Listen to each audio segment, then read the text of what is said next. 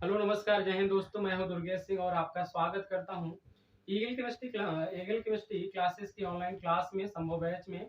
दोस्तों हम लोग पढ़ रहे थे सॉलिड स्टेट में अभी तक क्या पढ़ा आइए एक बार फटाफट रिवीजन करते हैं। फिर इसके बाद पढ़ते हैं लैटिसेस के बारे में। तो आइए हम लोग रिवीजन में पढ़ते हैं। देखिए सॉलिड स्टेट की बात करें, सॉलिड स्टेट में मैंने पढ़ा सॉलिड क्या होता है, सॉलिड का क्लासिफिकेशन देखा, सॉलिड को दो पार्ट में क्लासिफाई किया, crystalline solid, amorphous solid. Further classify किया क्रिस्टलाइन सॉलिड को फोर पार्ट में, मेटालिक सॉलिड, आयनिक solid, molecular solid, covalent solid को हमने बोला इसे नेटवर्क सॉलिड भी कहते हैं। फिर पढ़ा लैटिस क्या होता है, लैटिस पॉइंट क्या होता है, लैटिस स्पेस क्या होता है, और इसके बाद यूनिट सेल देखा, फिर देखा क्रिस्टल सिस्टम। क्रिस्टल सिस्टम दुनिया में 7 प्रकार के होते हैं, उनको याद करने की ट्रिक बताई। याद करने की ट्रिक क्या थी, केमिस्ट्री ऑर्गेनिक टनाटन। केमिस्ट्री ऑर्गेनिक टनाटन में CHMORTT का मतलब अलग अलग होता है। अब ये 7 क्रिस्टल सिस्टम 14 लैटिसेस से मिलकर बने होते हैं। इन्हीं 14 लैटिसेस को बोला जाएगा ब्रेवियस लैटिस। लेकिन इन सभी क्रिस्टल सिस्टम को हमें पढ़ना नहीं है, केवल क्यूबिक क्रिस्टल सिस्टम के बारे में जानना है। तो ये क्यूबिक क्रिस्टल सिस्टम 3 प्रकार की लैटिसेस से मिलकर बना होता है। क्या है, primitive lattice, body centre lattice और फेस सेंटर लैटिस। तो इन्हीं लैटिसेस के बारे में हमें पढ़ना है। इसके बाद एक लैटिस और है, उसको पढ़ेंगे तो बताएंगे।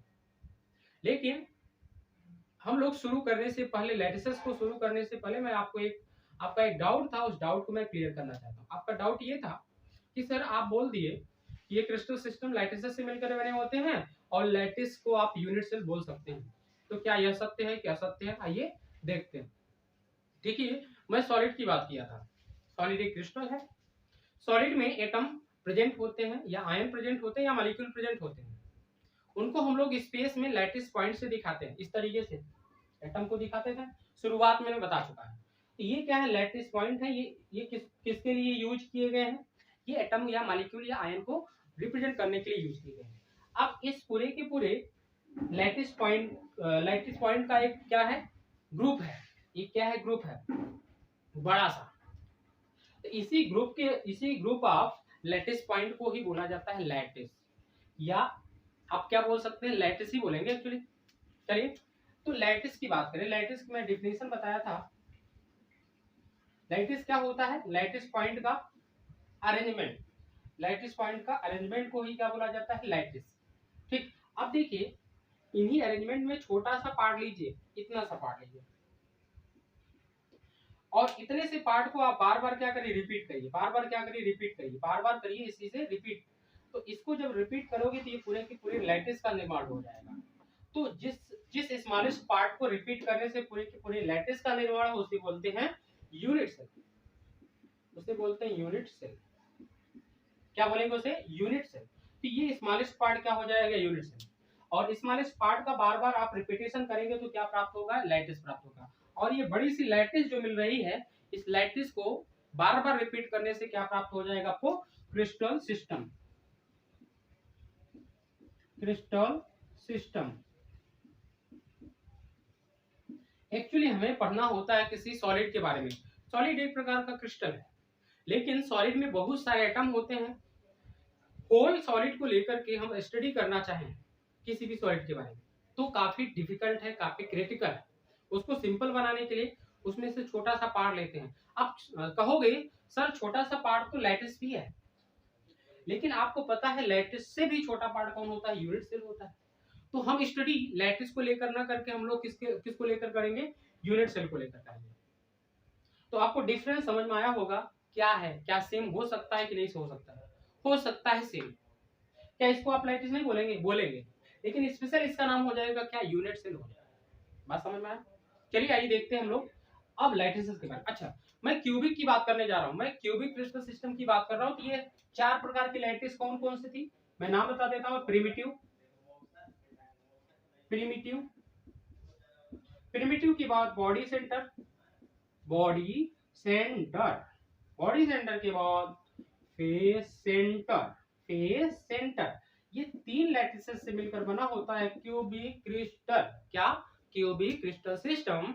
ये 3 प्रकार के लैटिस से मिलकर बना होता है। तो चलिए आइए देखते हैं प्रिमिटिव लैटिस के बारे में। लेकिन उसको बताने से पहले मैं आपको एक नारा बताना चाहता हूँ। नारा क्या है, समझो, नारा है, नेताओं वाला नारा नहीं है, केमिस्ट्री वाला नारा। केमिस्ट्री में भी सॉलिड स्टेट वाला नारा। क्या है नारा? चलिए, कौन कहां पर है और किसके टच में है, कितनी उसकी औकात है। नेताओं वाला नारा जैसा है, कौन कहां पर है, किसके टच में है और उसकी कितनी औकात है। इस नारे का मतलब समझते हैं इस लैटिस को लेकर के। चलिए आइए देखते हैं। देखिए, हम लोग पढ़ना चाह रहे हैं क्यूबिक क्रिस्टल के बारे में। और क्यूबिक क्रिस्टल 3 प्रकार के लैटिस से मिलकर बनी होती है, जिसमें पहली लैटिस है प्रिमिटिव लैटिस। पहली लैटिस है आपकी प्रिमिटिव लैटिस। अब प्रिमिटिव लैटिस को आप प्रिमिटिव यूनिट सेल भी बोल सकते हैं, अभी समझाया। एक्चुअली हम लोग क्यूबिक क्रिस्टल सिस्टम के बारे में पढ़ रहे हैं, और ये आपकी जो लैटिस है क्यूबिक क्रिस्टल सिस्टम की है, तो इसे आप सिंपल क्यूबिक यूनिट सेल भी बोल सकते हैं। और इसे शॉर्ट फॉर्म में क्या बोलते हैं? एससीसी। अगर मैं क्यूबिक क्रिस्टल सिस्टम की बात कर रहा हूं तो क्यूब के बारे में जानना जरूरी है, जो कि मैं पिछली वीडियो में बता चुका हूं। तो ये इस प्रकार का क्यूब था। इसको मैं क्या बोला था? इसको मैं एज बोला था। एज की लेंथ लिया था ए, और मैं ये भी बताया था किसी क्यूब के सभी एज क्या होते हैं? बराबर होते हैं। तो ये सभी क्या होंगे? बराबर होंगे। ये सभी क्या होंगे? बराबर होंगे। और उसकी लेंथ को मैं मान लेता हूं ए। तो एज लेंथ कितनी हो गई? ए। ठीक। तो चलिए, इसका निर्माण कैसे होता है मैं उसको बताना चाहता हूं एक बार। देखिए क्या होता है, आपको इसमें 2 प्रकार के फुटबॉल दिख रहा है, एक तो नीले कलर का, एक काले कलर का। काले कलर का जो है, काले रंग का जो है फुटबॉल, वो नीचे है। तो ये 4 फुटबॉल देखिए, ये आपको ये 4 फुटबॉल जो है कहां पर दिख रहे हैं? नीचे दिख रहे हैं। अब उसके ऊपर नीला फुटबॉल रखा गया है, ऐसा समझ लो। ये काले रंग के 4 फुटबॉल इधर है। अब इसी के ऊपर आप 4 फुटबॉल और रख दिए नीले रंग के। उनके सेंटर को आपस में क्या करिए? मिलाइए। उनके सेंटर को आपस में क्या करिए? मिलाए। तो बताएं, देखिए यहाँ पर जो फुटबॉल है काले रंग का, उसको मिलाएं, और इसके ऊपर 2 नीला फुटबॉल रखा है, उसको मिलाओ। तो ये इस तरीके से इसके भी सेंटर को मिलाओ, ऐसा ऐसे ठीक पीछे भी, उसके बाद ऐसे ऐसे मिला दोगे तो आपको इससे क्या मिल जाएगा? एक क्यूब मिल जाएगा। अब इसी क्यूब के बारे में देखना है। तो क्यूब में बताएं एटम कहाँ कहाँ पर प्रेजेंट है। एटम यहाँ पर प्रेजेंट है, यहाँ पर प्रेजेंट है, यहाँ पर प्रेजेंट है, यहाँ पर, मतलब सभी के सभी कॉर्नर पर एटम प्रेजेंट है कि नहीं? एटम सभी के सभी कॉर्नर पर प्रेजेंट है। और ये भी देखो, इसका इसका निर्माण इसी से हुआ है। इसको देखो आप, क्या ये आपकी यही तो एज है? ये काले रंग की जो है लाइन, ये वाली यही तो इस क्यूब की एज है। ये देखो, ये और ये देखो, ये सेम है। ये या नीले वाला ले लो आप, ये और ये क्या है? सेम है। ये और ये क्या सेम? ये क्या है? ए है। ये क्या है? ए है। ये भी क्या है? ए है। ये मैं छोटा बनाया हूं, ये बड़ा, तो उससे कंफ्यूजन मत आइएगा। एक्चुअल में रिविजन नहीं है, लेकिन ये इसी इसी से मिलकर बना है, इतना आप समझ सकते हैं। चलिए, यहाँ पर ये एज लेंथ ए है, ये भी कितना है? एज लेंथ ए है। ठीक। एटम कहाँ पर है? सभी के सभी कॉर्नर पे। तो पहले नारे का पहला लाइन क्लियर हुआ क्या? कौन कहाँ पर है? तो कौन कहाँ पर है? एटम कॉर्नर पर है। दूसरा पॉइंट, किसके टच में है? तो आप देखो, एटम कॉर्नर पे है, तो कॉर्नर वाले एटम किसको टच कर रहे हैं?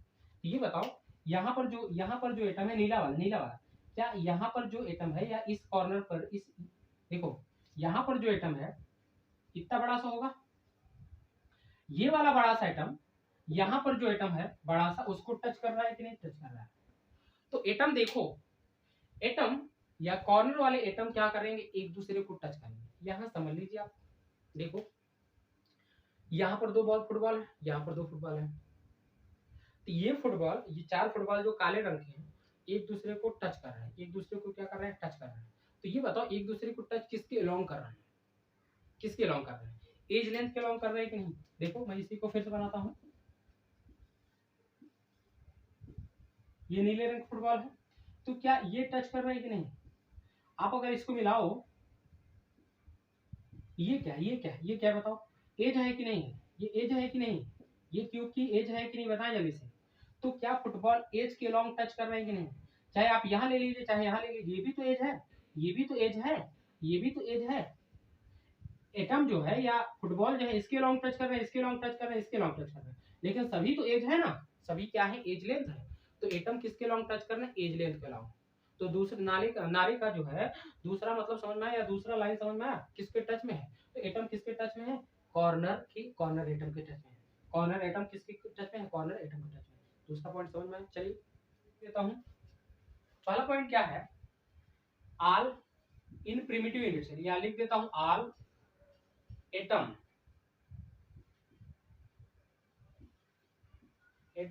in SCC present at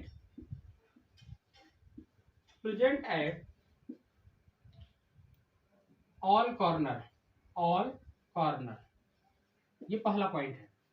दूसरा पॉइंट किसके टच में है, तो every atom corner atom touch to each other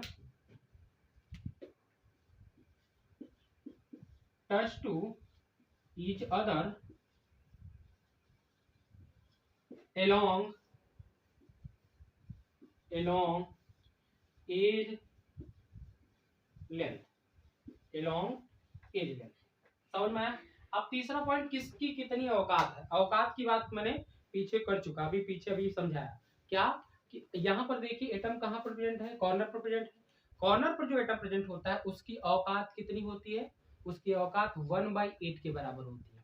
तो ये बताइए, जैसे एक विधायक की औकात कितनी है, कुछ भी है मान लो, लेकिन अगर जैसे यूपी की बात करें 400 लगभग 3 विधायक हैं, उसमें से अगर एक विधायक की औकात देखा जाए तो बहुत ज्यादा नहीं, लेकिन अगर मैं 200 विधायक की 202 विधायक की औकात देखूं तो एक मुख्यमंत्री के बराबर है कि नहीं। क्यों, क्योंकि 200 विधायक मिलकर के मुख्यमंत्री का निर्माण करेंगे या मुख्यमंत्री को चुनेंगे। तो 200 विधायकों की अगर मैं टोटल औकात देखूं तो बदल चुकी है, लेकिन एक विधायक की औकात बहुत ज्यादा नहीं है। यहाँ पर समझिए इसी तरीके से एक कॉर्नर पर प्रेजेंट एटम की औकात ज्यादा नहीं होगी, लेकिन ये बता चुका हूँ कि कॉर्नर पर जब भी एटम प्रेजेंट होता है उसकी औकात कितनी होती है, 1/8 के बराबर। कितनी होती है, 1/8 के बराबर। तो इसकी 1/8 ऐसे आप सभी को जोड़ डालो तो कितने एटम है, टोटल 8। तो 8 एटम की औकात जोड़ेंगे आप तो 1/8 कितनी बार, 8 बार, तो आपको कितना मिलेगा, 1। कितना मिलेगा, 1। मतलब 8 एटम की औकात जोड़ेंगे तो 1 एटम के बराबर उसकी औकात आ जाएगी। समझ में आया कि नहीं। उसको हम लोग किससे रिप्रेजेंट करेंगे, जेड से। किससे रिप्रेजेंट करेंगे, जेड से। चलिए तो यहां से देखिएगा कंट्रीब्यूशन ऑफ, या टोटल कंट्रीब्यूशन निकाल देता हूं, टोटल कंट्रीब्यूशन ऑफ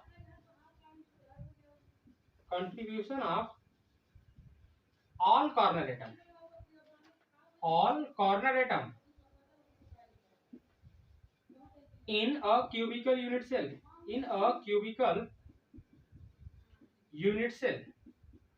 या इन अ प्रिमिटिव बात करते हैं, एससीसी लिखते हैं तो समझ जाएंगे। इन एससीसी इक्वल टू क्या होगा। अच्छा, कॉर्नर के लिए मैं बताया था आपको फार्मूला, यहाँ पर क्या लिखिए, एन कॉर्नर लिखिए, अपान क्या करिएगा, 8 करिएगा। ये बताएं यहाँ पर कितने कॉर्नर है, 8, 1 2 3 4 5 6 7 8, 8 कॉर्नर पर एटम प्रेजेंट है। तो यहाँ से एन कॉर्नर हो जाएगा 8, अपान क्या करिए 8, तो आपको मिलेगा फाइनली 1। क्या मिलेगा, 1। तो ये 1 को हम लोग कहते हैं जेड। क्या कहते हैं, जेड। या रैंक ऑफ एससीसी कितनी होती है, 1। मतलब जेड की वैल्यू फॉर एससीसी कितनी होती है, 1। ये तीनों पॉइंट समझ में आया, देखिए अभी तक 3 पॉइंट हो चुके हैं। अब चौथा पॉइंट क्या है, देखिए। अब आपको पूछ सकता है कि दो एटम के बीच की स्मॉलेस्ट डिस्टेंस बताएं, तो आप किसको कैसे पता करेंगे इसको, जिसके अलोंग टच में है एटम, जैसे एज के अलोंग हो सकते हैं या फेस डायगोनल के अलोंग हो सकते हैं। क्योंकि बॉक्स कहाँ, बॉक्स में दिखाता हूँ, बॉक्स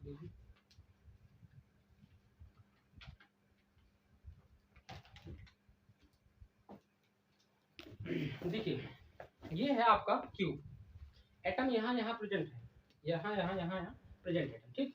अब देखिए ये आपका एज है, ये क्या है, फेस डायगोनल है। इसको और इसको मिलाएंगे तो क्या होगा, वाडी डायगोनल मिलेगा। ये बता चुका हूँ, ठीक। अब देखिए मैं क्या बोल रहा हूँ, मैं ये बोल रहा हूँ कि एटम कहाँ टच कर सकते हैं दूसरे को। यहाँ मैं क्यूब की, ये प्रिमिटिव की बात कर रहा हूँ, तो एटम इसके अलोंग टच कर रहे हैं, इसके अलोंग टच कर रहे हैं, इसके अलोंग टच कर रहे हैं, इसके अलोंग टच कर रहे हैं।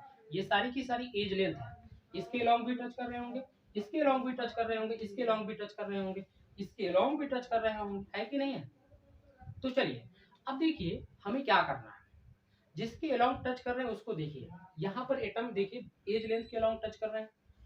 तो अगर मैं दो एटम की नियरेस्ट डिस्टेंस देखूं या सबसे स्मॉलेस्ट डिस्टेंस देखूं तो वो कितनी हो सकती है, ये बताए। एक एटम यहाँ प्रेजेंट है, एक एटम यहाँ प्रेजेंट है, क्या एक दूसरे को ये टच कर रहे हैं कि नहीं टच कर रहे हैं? तो इसके सेंटर को, यहाँ पर जो एटम है उस, यहाँ पर जो एटम प्रेजेंट है उसके सेंटर को और यहाँ पर जो एटम प्रेजेंट है उसके सेंटर को मिलाओ, ये बताओ यहाँ से लेकर यहाँ तक की डिस्टेंस कितनी हो सकती है? ये है ए, ये क्या है, एज लेंथ था, और ये मैं मान चुका हूं ए। और यहाँ पर बताएं ये क्या है, यहाँ पर क्या है, यहाँ पर क्या है, एटम है, यहाँ पर भी क्या है, एटम। दो एटम है और एटम की यहाँ से यहाँ तक अगर देखा जाए, इसी में बना लेता हूं,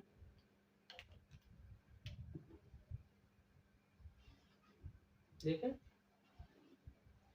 ये एटम यहाँ पर इस तरीके से, एक एटम यहाँ पर इस तरीके से।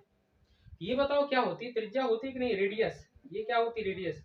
इधर भी क्या होती है, रेडियस, इधर भी क्या होती है, रेडियस। तो ये बताएं ये कितना है, आर, ये भी कितना है, आर, और ये टोटल कितना है, ए है। ये टोटल कितना है, ए है। तो आप बोल सकते हो दो टर्म में, क्या, दो एटम के बीच स्मॉलेस्ट डिस्टेंस कितनी है, स्मॉलेस्ट डिस्टेंस कितनी है, ए है। क्या है, ए है। तो आपसे पूछ रहा है यहाँ पर smallest distance between to atom, smallest distance between to atom.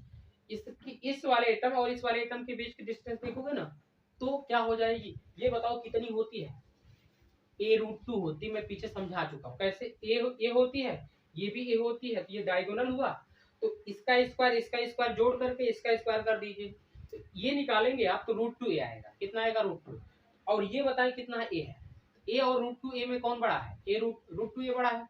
ये डिस्टेंस बड़ी है, ये डिस्टेंस छोटी है। तो आपसे पूछ रहा है स्मॉलेस्ट डिस्टेंस, तो स्मॉलेस्ट डिस्टेंस बताएं कहां से कहां तक होगी, यहां से लेकर यहां तक होगी। तो दो एटम के बीच की नियरेस्ट डिस्टेंस या सबसे स्मॉलेस्ट डिस्टेंस कौन सी हो जाएगी आपकी, ए हो जाएगी। कितनी हो जाएगी, ए। और अगर पूछे लार्जेस्ट डिस्टेंस, ये बताएं, तीन प्रकार की डिस्टेंस बताया हूं, एक तो एज लेंथ बताया हूं, दूसरा फेस डायगोनल बताया हूं, तीसरा मैं बॉडी डायगोनल बताया हूं। तीनों का मान अलग अलग होता है। एज लेंथ का मान ए होता है, एज लेंथ का मान ए होता है, फेस डायगोनल का मान √2 ए होता है, और बॉडी डायगोनल का मान √3 ए होता है। √3 ए सबसे बड़ा है। तो अगर मैं दो एटम के बीच की नियरेस्ट डिस्टेंस देखूं या सबसे स्मॉलेस्ट डिस्टेंस देखूं तो कितनी होती है, और लार्जेस्ट की बात करें तो आप बॉडी डायगोनल पर चले जाओ। किस पर चले जाओ, बॉडी डायगोनल पर चले जाओ। तो बॉडी डायगोनल बताओ, यहाँ और यहाँ, देखो यहाँ और यहाँ के एटम को मिलाने से बनेगा, या इस वाले कॉर्नर को इस वाले कॉर्नर को मिलाने से आपका बॉडी डायगोनल बनेगा। तो बताएं यहाँ से लेकर यहाँ तक डिस्टेंस कितनी है, √3। तो largest distance between to atom की बात करें तो प्रिमिटिव यूनिट में कितनी होगी, √3। अगर मैं बात करूं स्मॉलेस्ट कितनी है, ए है। स्मॉलेस्ट की बाद वाली मतलब next nearest distance between two corner atom, ये क्या हो जाएगी, स्मॉलेस्ट। और अगर इस कॉर्नर को देखोगे ना, ये क्या हो जाएगी, नेक्स्ट नियरेस्ट एटम की स्मॉलेस्ट डिस्टेंस। बात समझ में। चलिए तीनों पॉइंट को मैं लिख देता हूं।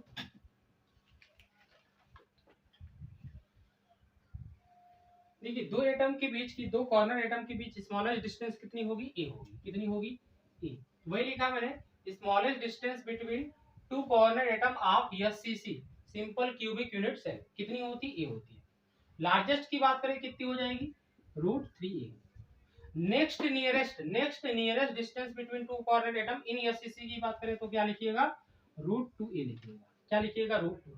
ये देखो क्या है, एज लेंथ है, ये क्या है, फेस डायगोनल है, ये क्या है, ये क्या है, बॉडी डायगोनल। तो याद ऐसे कर लो, एक तो एज लेंथ के लॉन्ग सबसे छोटी मिलेगी, फेस डायगोनल के लॉन्ग उससे बड़ी मिलेगी, और अगर लार्जेस्ट की बात करें तो बॉडी डायगोनल के लॉन्ग चले जाओ। बस सिंपल, समझ में आएगी नहीं। चलिए अब इसके बाद हम लोग समझ लेते हैं रिलेशन बिटवीन। देखिए यहाँ पर एटम कहाँ पर है, कॉर्नर पे है, एटम कॉर्नर पर है। और ये बताएं ये क्या एटम एक दूसरे को इस एज के लॉन्ग टच कर रहे हैं कि नहीं टच कर रहे हैं, टच कर रहे हैं ना। अगर टच कर रहे हैं तो इसको मैं यहाँ इस तरीके से इस वाले को यहाँ, इस वाले को यहाँ बना सकता हूँ कि नहीं। और ये भी मैं बताना चाहता हूँ कि सभी के सभी जो एटम रखे हैं कॉर्नर पर वो आइडेंटिकल है, मतलब उनकी रेडियस क्या होंगी, सेम होगी। तो इसका मतलब इसकी रेडियस कितनी हो जाएगी, आर हो जाएगी, इसकी भी रेडियस कितनी हो जाएगी, आर हो जाएगी, है कि नहीं। और ये बताएं इसके सेंटर और इसके सेंटर के बीच की डिस्टेंस कितनी है, ए है कि नहीं, और ये एक दूसरे को छोटे से छोटे दिखाए ना, ये लैटिस पॉइंट है। आप एटम दिखाएंगे इस तरीके से दिखाएंगे, तो एक दूसरे को बताइए टच कर रहे हैं कि नहीं टच कर रहे हैं। तो आप बताओ यहाँ से लेकर के डिस्टेंस यहाँ तक आर के टर्म में बताओ कितना, एक आर यहाँ पर हुआ, दूसरा आर यहाँ पर, तो टोटल दोनों जोड़ोगे आप कितना आएगा, 2 आर आएगा कि नहीं। और ये बताओ यही इतना ही लेंथ ये है ये नहीं है, तो क्या आप इसे ए नहीं बोल सकते हो, बोल सकते हो ना इसे आप ए भी बोल सकते हो, क्या बोल सकते हो ए। ये बताओ ये ए भी है और ये आर और आर 2r भी है, क्या ए और 2r बराबर है कि नहीं, बराबर है। चलिए वही मैं आपको बताना चाह रहा था, क्या रिलेशन बिटवीन, छठवां point, relation between edge length a and radius of atom r equal to बताएं क्या होगा इससे बताएं, a equal to 2r, a equal to क्या याद करिए 2r। अब a को क्या कर सकते हैं a को लिख दीजिए 2r, 2a सॉरी a को आप मतलब दो का मल्टीप्लाई कर दीजिए, 2a इक्वल टू क्या हो जाएगा फिर 4r।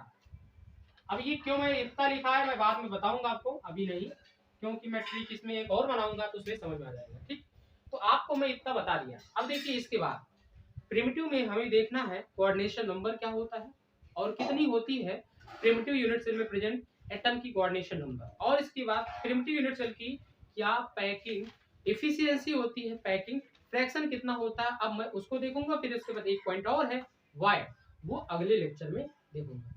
जय हिंद दोस्तों।